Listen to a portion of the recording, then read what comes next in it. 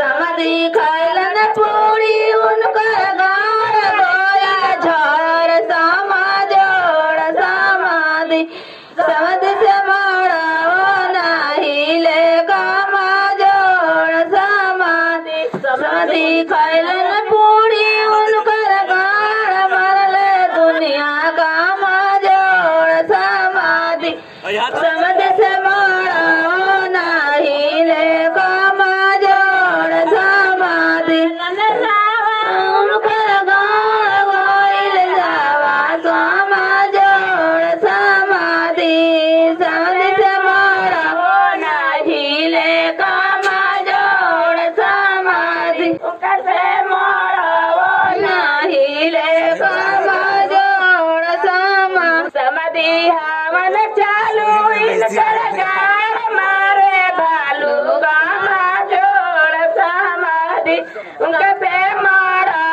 नहीं ले कामा जोड़ समाधि उनके पे मारा नहीं ले समाधि खैलन बुनिया उनकर गाड़ मारल से दुनिया कामा जोड़ समाधि समाधि से मारा नहीं ले कामा जोड़ समाधि खैलन बुनिया उनकर गाड़ मारे दुनिया कामा जोड़ समाधि इनका से मारा नहीं ले कामा जोड़ समाधि इनका से मारा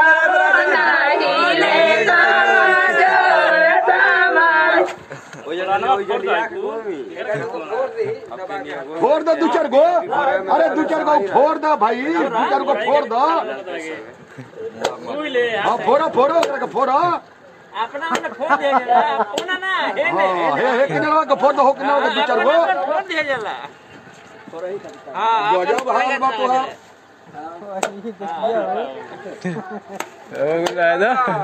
चलो सब चले का संज्ञान में मिलनी हो ना कि हिंदी हो जाई अब जब समाधिया समिति से नीला का भाई कुछ नहीं समाधिया नहीं समाधिया ने जोगाड़ बढ़िया हाथ से धोई के दबावेला ताला तो दबावा ताला